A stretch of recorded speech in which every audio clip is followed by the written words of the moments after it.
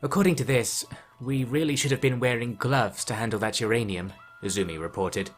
She was sat on her new premium-grade, high-yield scientific discovery surface, also known as a desk, with a couple of printouts on her lap. Nuk dropped an armful of uranium onto said desk, dusting a yellowish residue off his hands. "A warming rock a day keeps the brain moss away," he sagely quipped. It seemed the opposite was written on Izumi's report, but how could she refute the famous professor of superluminal millipedes and Sundara studies? "Hammer says there is a way to make these warming rocks really warm, like melting stuff warm," Izumi said. "If we can work out how to do it and control it, we could boil off a load of water and have all the steam we need." "Yeah, been lacking steam, if anything," Nuk nodded. "You'll see, trust me." "With pleasure. Maybe we could boil away the estuary and get this bridge going." "Nuk, seriously, there is absolutely no point in trying to make a bridge out there. The design alone would take years, even for a core." "And I'm not interested in your material bridges," the desk said in Hammer's voice. "No, only the transition of love from digital to analog forms gets my juices flowing. Perhaps a few hormones in my wires and a little charge across the surface of your skin. Oh, princess, do you know what this desk is capable of?" Izumi's eyes suddenly widened, then she jolted down off the desk. "Okran's Orksport," she breathlessly remarked, shaking her twitchy fingers. Was she getting too excited? Nuk, just forget the bridge thing, okay? And I'll get to work here. Lock the doors, please." Right, cool. I'll just go not do that bridge thing then. That'll give me time to take the Shek to their swimming lessons instead," Nuk said, departing that steamy den of science. He went down to the gatehouse, where the 1,000 guardians were lounging around the parapets like a bunch of cats. Cats as in the creature, that is, not the coin. Oh, homographs are such a bore. They were having a good laugh at the expense of the local Reaver clans. "My go," one said, leaping up and taking the handles astride an automatic harpoon cannon. Great cheers followed every hit, and when the chambers were emptied, the next candidate took their shots. This could have carried on for a very long time, for Reavers from all over the world seemed intent on destroying Manksand and their cheap, almost legal drugs market. Today, though, Nuk called everyone down for a special mission. "I know we've been putting it off, but it's time to get familiar with the art of water moving, also known to science as swimming," Nuk announced, drawing a wave of moans. I know, but remember, this planet is mostly water, and we'll have to conquer it eventually. So please gather us the official swimming tutorial gear.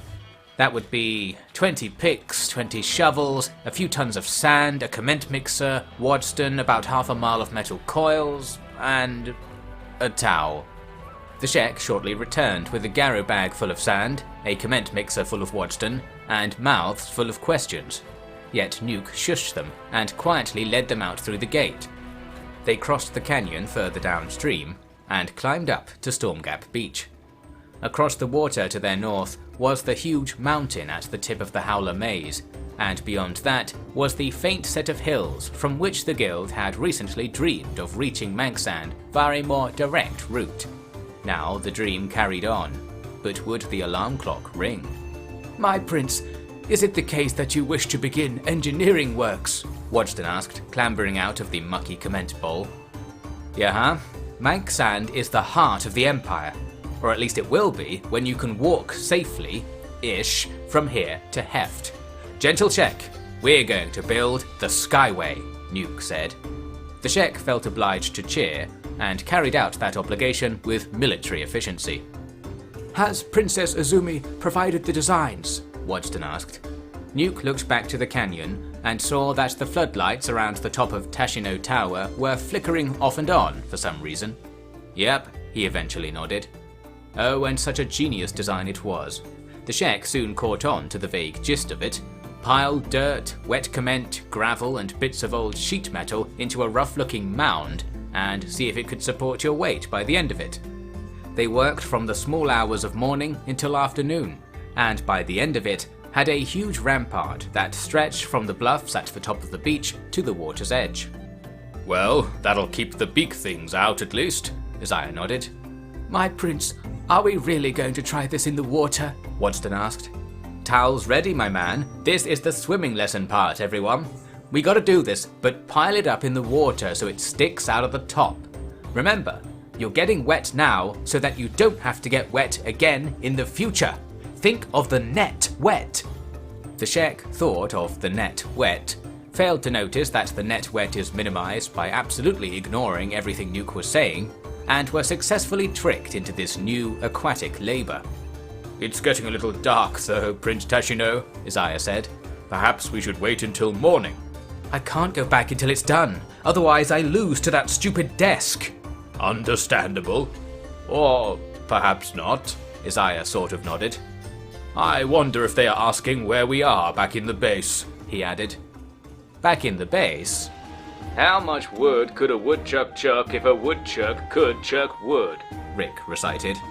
If a woodchuck could chuck wood, he would chuck it good, just like he should, like a fat jello pud, like a guy who understood what it means to chuck that stove-loving, earth-snubbing wood, Neil said back, picking up a backgammon piece from the board in front of him and hurling it to Choco. Wait, that's not the answer on the card, Neil, you smug possessor. Oh, I'm sorry. Am I playing regular backgammon? Neil postured. Oh, I think I won't bother putting what's on the card through the translation into D20 different languages and then check it back, 'cause I wouldn't know wacky if it whacked me in the back with a gammon.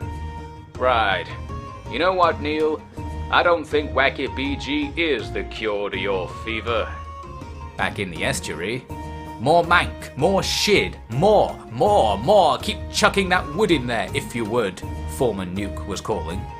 The Shek were carefully extending the pile of loosely mortared rubble out into the water, but the further they got, the deeper it got. How deep was it?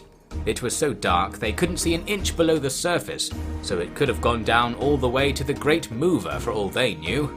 Not that they knew even about the Great Mover. Don't let the darkness of the abyss fool you. Fill it with shid until it erupts back out. This is how we conquer the void, Nuk said. Probably very inspirational. Is this really the best time for all this? A dripping wet Isaiah asked as he hauled himself from the gentle waves.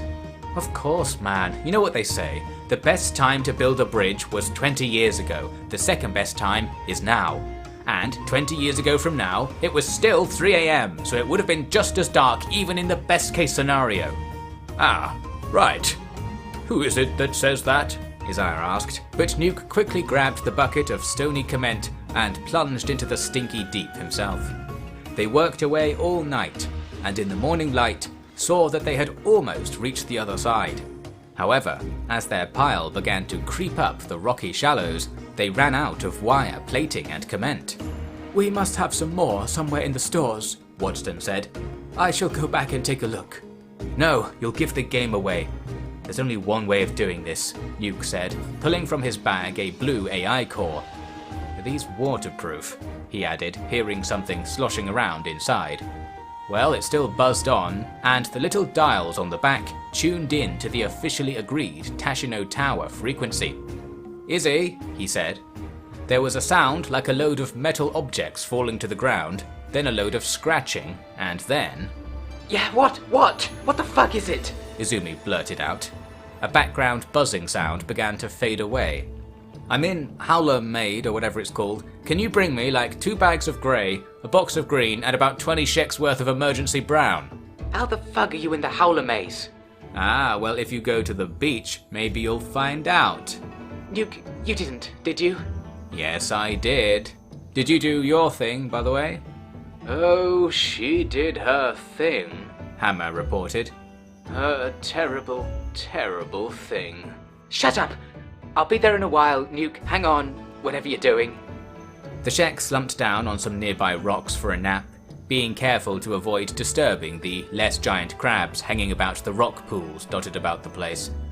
Looking to the south, their long mound cut the sea in two, apart from a few rushed stretches towards the end, where the water lapped up over the top of it.